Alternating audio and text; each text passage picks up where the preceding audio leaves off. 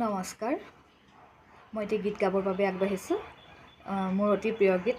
মোৰ গীত যিসকলে শুনিছে সকলোৱে জানে যে মই মোৰ ভালপোৱা মই প্ৰিয় গীতবিলাকেই গাওঁ। এতিয়া যিটো গীত গাবৰ বাবে আগবাঢ়িছোঁ সেই গীতটি মোৰ স্কুল লাইফৰ পৰাই প্ৰিয়। বহুত ভাল লগা গান। এই গানটো মানে একদম সঁচা কাহিনীৰ লগত জড়িত এটি গান। এই গীতটি গাইছিল জুবিন গাৰ্গে। বৰ সুন্দৰকৈ গাইছিল। তেওঁ এখন মন ছিৰিজৰ ৰিঙা ৰিঙা মন আছিলে নেকি, সেইখনৰ কেছেটখনতে এই গীতটি ৰিলিজ হৈছিল। গীতটিৰ ৰাইটাৰ হৈছে, তেতিয়াতো কেছেটবিলাকত দিয়া থাকে কোনে লিখিছিলে গীতটি। সেই গীতটিৰ ৰাইটাৰ আছিলে মৃন্ময় মিত্তিক আৰু সুৰটো তেওঁৱেই দিছিলে নেকি, আৰু গাইছিল কিন্তু জুবিন গাৰ্গে। আৰু বহুত সুন্দৰকৈ গাইছে এই গীতটি।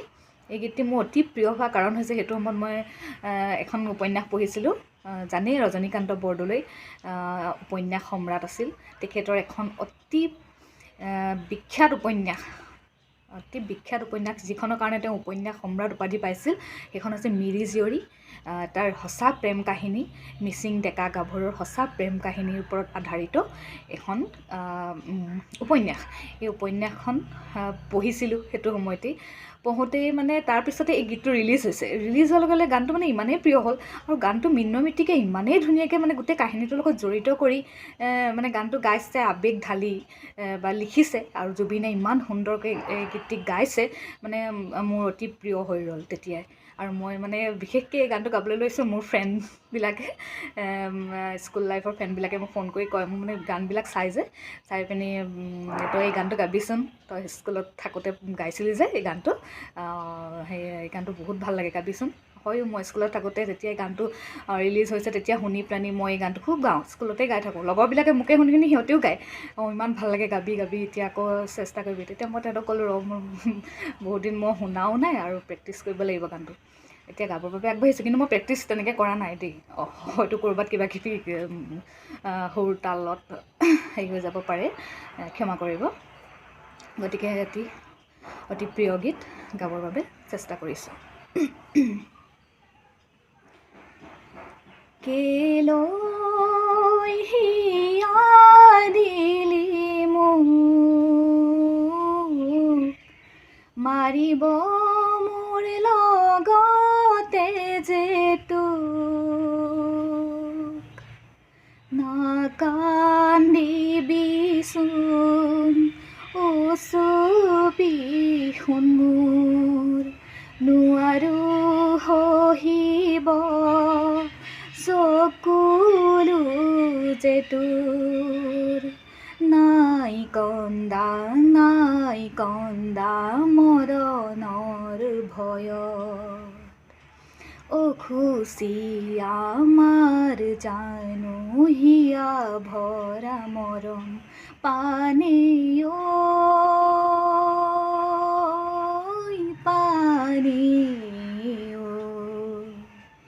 সিপাৰতে মিলিম গৈ দে। মানুহৰে মনবোৰ কি যে মলিন, হিয়াৰে মৰমো ধনতে বিলীন, কুমুদে পেলালে ভাৰ চহকি দেখি, সঁচা হিয়াৰ মৰমকো নলয় সাৱতি, কি কৰিম ধনে সোণে কাৰেং বিলাসী, বাৰে বাৰে মাৰিলেও তয়ে মোৰে জংকি, আমাৰ মৰম কোনোৱেনো বুজিলেও নাই, সোৱণশিৰিয়েতো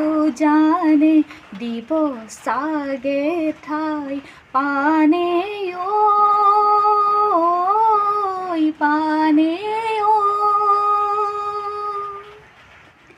বৰষুণ আহিব হ'ব পাৰ, আকাশৰে চকুলো বুবা।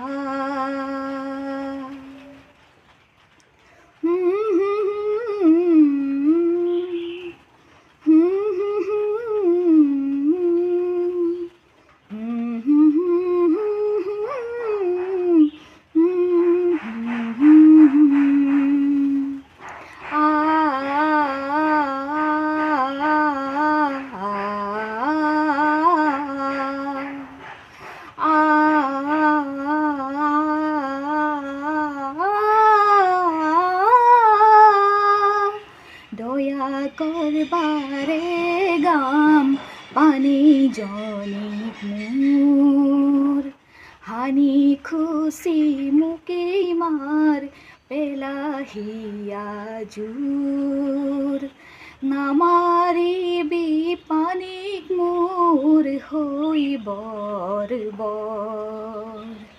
মইহে হিয়া দি যত লগালো জগৰ মাৰিবহে দে মাৰক হেনেৰে হানি খুচি নালাগে নোৱা জীৱন দুয়ো আঁতৰি ভালেই হ'ব দে সাক্ষী হ'ম কি জানি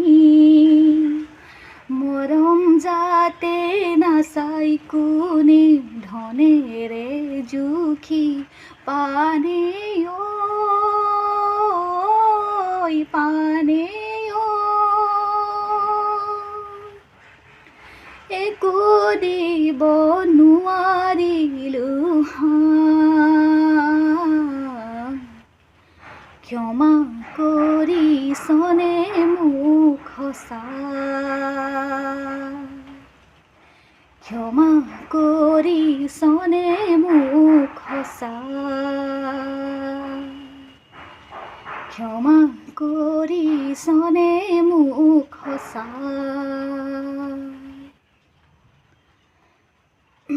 ইমান সুন্দৰ গীত সঁচা কাহিনীৰ লগত জড়িত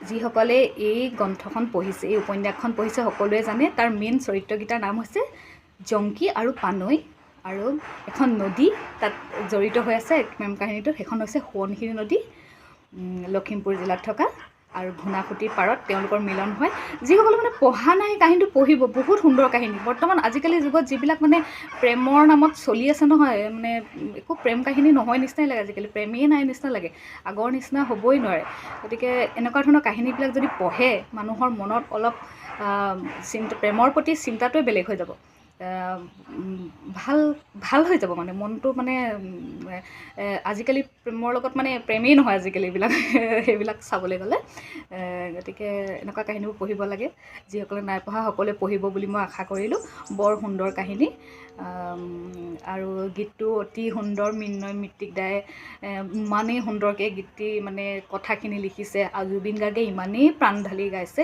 সকলোৰে মানে যি কাহিনীটো পঢ়িছে আৰু যিয়ে গানটো শুনিছে সকলোৱে চকু সেমেকি উঠিব মানে গতিকে এই গানটো সেইকাৰণে মোৰ প্ৰিয় বহুত প্ৰিয় গাবলৈ আজি চেষ্টা কৰিলোঁ আৰু ধন্যবাদ সকলোৱে শুনাৰ বাবে আৰু এইখন বৰ্তমান মিচিংসকলে লোৱা বস্তু গামোচাই হয় তেওঁলোকৰ এইখনকে মই এতিয়া লৈ লৈছোঁ আৰু মানে গীতটো গাবৰ বাবে অকণমান সন্মান জনাই গীতটিক সেইকাৰণে এইখন লৈছোঁ গীতটি কেনেকুৱা হৈছে শুনি অলপ কমেণ্ট কৰিব লাইক কৰিব থেংক ইউ